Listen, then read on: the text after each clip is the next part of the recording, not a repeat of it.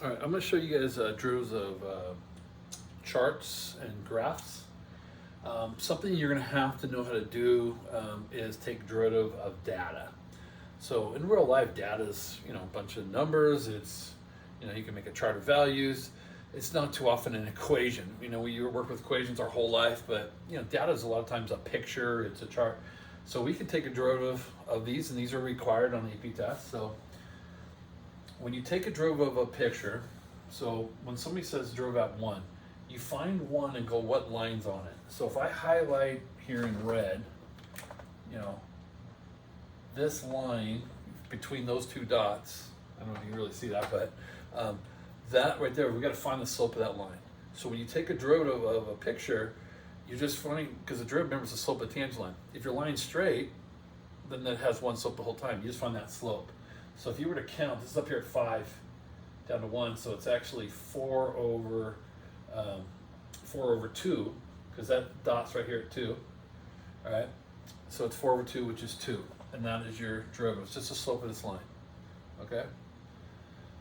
Now, let me skip 2 for a second. Let's jump to 3. 3 is on this flat line. Well, we know slope of flat line are 0. All right. All right, let's jump to 5.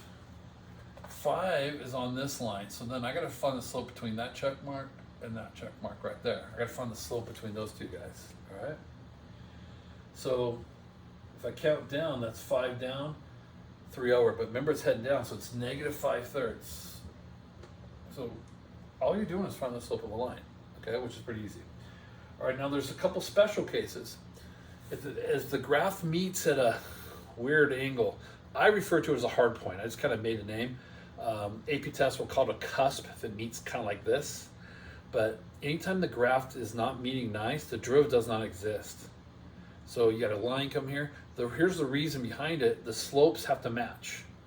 So the slope from this side and the slope from this side are not agreeing, so the derivative doesn't exist. Those are clearly not. If they were both meeting the same slope, then the derivative exists. Okay? So these points, like right here at 2 and here at 7, those are not nice points. Neither is 4.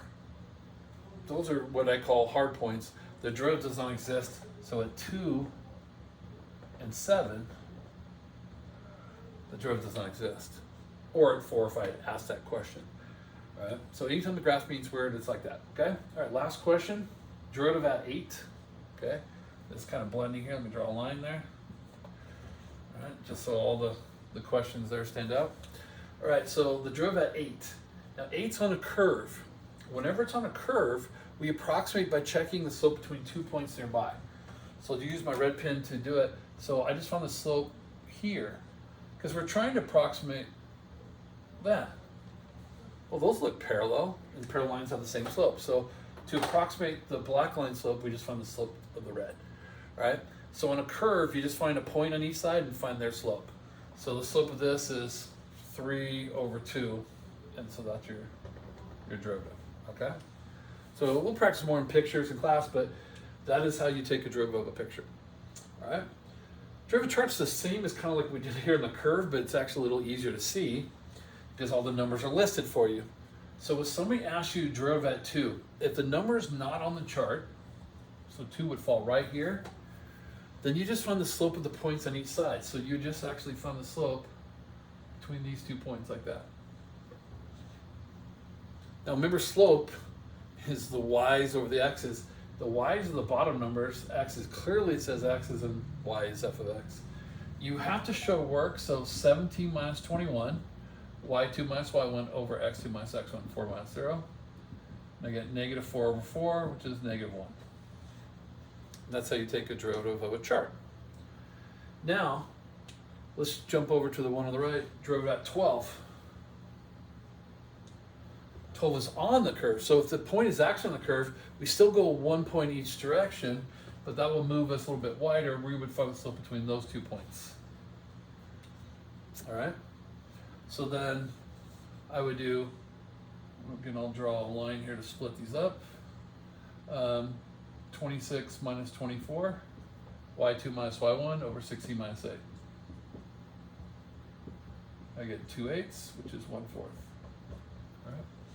And that's the slope at 12. The derivative at 12, slope of the tangent line. So we're just approximating slope. We just find out 2 points nearby, and that's accepted. All right, so I'll do 2 more just to practice them. I'll do them in a different color so they kind of stand out. I'll do it red here. So the derivative at 10 would fall right here. So I'm going to find the slope between those 2 points. All right, one on each side of 10. So that would give me 29 minus 24 over 12 minus 8. And I get a slope of 5/4. 29 minus 24 or 12 minus 8. All right, again, 4.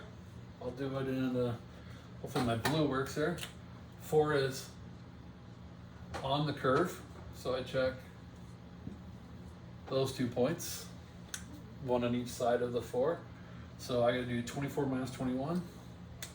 I'll go and do it blue. Over 8 minus 0. I get 3/8. All right. So derivative of pictures, just find the slope of the line wherever they check.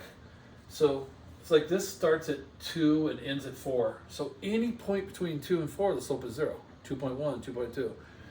And then once you at 2 and 4, those are the hard points, so the derivative doesn't exist. Okay?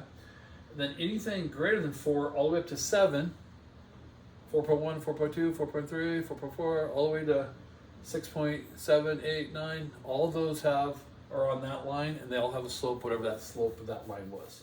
I think it was negative 5/3, all right? And so forth, and that's it. So that's how you do this one, and then here, obviously, if the point's not on there, we just check on each side of it. If it's on there, again, we check on each side of it. Really nothing special, all right?